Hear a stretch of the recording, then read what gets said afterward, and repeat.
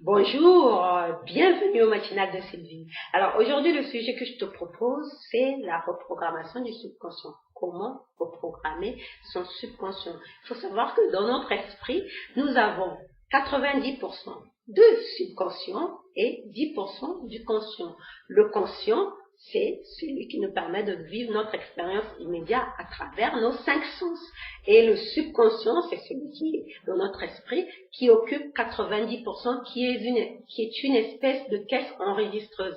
Il enregistre tout ce que lui envoie le conscient à travers nos 5 sens, que ce soit des choses positives, que ce soit des choses négatives. Mais malheureusement, ce que nous envoyons souvent à notre subconscient, ce sont des choses négatives à travers l'expérience que nous vivons, les images que nous regardons, ce que nous entendons et les phrases que nous disons. Enfin, notre expérience immédiate à travers nos 5 sens est beaucoup plus négative parce que nous vivons littéralement dans la crainte. Il n'y a qu'à regarder les médias. Que ce soit le journal de 20 heures, que ce soit à la radio, certaines chaînes diffusent ça à longueur de journée, que ce soit les journaux, certains magazines sensationnels. Dans notre expérience immédiate à travers nos 5 sens, nous faisons face à beaucoup de négativité. Et ça s'enregistre dans notre subconscient qui fait 90% de notre esprit. Donc, pour ceux qui veulent changer leur vie, vivre une vie beaucoup plus épanouie, de façon positive, vivre au quotidien de façon plus joyeuse, de façon à se sentir bien, choisissent de reprogrammer leur subconscient. Mais il faut savoir qu'on ne reprogramme pas son subconscient n'importe comment. Il y a des étapes à passer. Aujourd'hui, je te propose les 3 étapes que chez moi j'ai utilisées pour reprogrammer mon subconscient. Bien sûr que je continue, c'est pas figé, c'est un travail de tous les jours. Il faut le reprogrammer il faut consolider. Donc, la première étape, c'est le pardon. Il faut d'abord commencer par le pardon. Bien souvent, ceux qui choisissent de reprogrammer leur subconscient occultent cette étape, croyant que les affirmations positives font tout le travail, alors que c'est faux, parce que si on passe directement, donc c'est la deuxième étape, ce sont les affirmations positives. Mais restons à la première étape. La première étape, c'est le pardon. Le pardon, c'est d'abord de nettoyer. C'est comme si tu avais un pot plein de saleté, et que tu voulais mettre quelque chose de propre. Tu ne vas pas mettre quelque chose de propre dans ce pot plein de saleté. Tu vas d'abord nettoyer le pot et avant de mettre quelque chose de propre dans ce pot. Donc notre subconscient, c'est pareil. Pour nettoyer notre subconscient, on doit d'abord passer par le pardon. Nettoyer son subconscient par le processus du pardon. Je t'en avais parlé dans une autre vidéo. Donc la première chose, c'est le pardon. Donc, le pardon, il y a une méthode qui est très efficace pour le pardon, c'est le Ponopono. C'est une pratique hawaïenne qui consiste à prononcer 4 mots à savoir désolé, pardon, merci, je t'aime.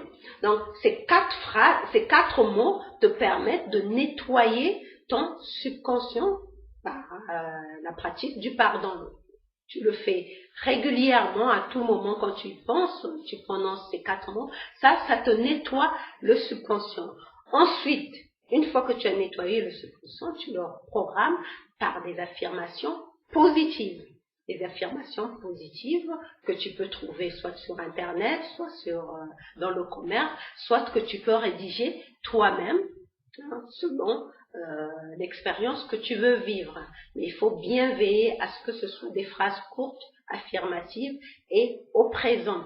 Et la 3e étape, c'est veiller à son environnement, que son environnement immédiat soit un environnement sain. Sain, ça veut dire non seulement propre, parce qu'il y a certaines personnes qui vont faire des affirmations positives, mais leur environnement immédiat n'est pas propre. Ça crée une résistance avec entre le conscient qui est à 90% et le conscient qui est à 10%, ça crée une résistance. Donc, veillez aussi à son environnement immédiat, qu'il soit propre. Et ensuite, cet environnement immédiat doit être décoré des choses positives, comme des tableaux de destinations que tu aimerais, où tu aimerais aller, ou bien des images positives, comme des posters des personnes que tu prends pour modèle, hein. Tu peux mettre ça dans ton environnement immédiat, ou des plantes, des cristaux. Les cristaux, c'est très bien, c'est prouvé scientifiquement que les cristaux font du bien à la santé, ça a des vertus thérapeutiques, hein, ça s'appelle la lithothérapie. Donc, ça, ce sont des choses que tu peux mettre dans ton environnement immédiat qui te permettent de reprogrammer ton subconscient. Voilà ce que j'avais à te proposer. Donc, je récapitule. La première étape, c'est le pardon à travers la pratique de l'Ho'oponopono. La deuxième étape, c'est les affirmations positives. Et la troisième étape, c'est veiller à ce que ton environnement immédiat soit positif.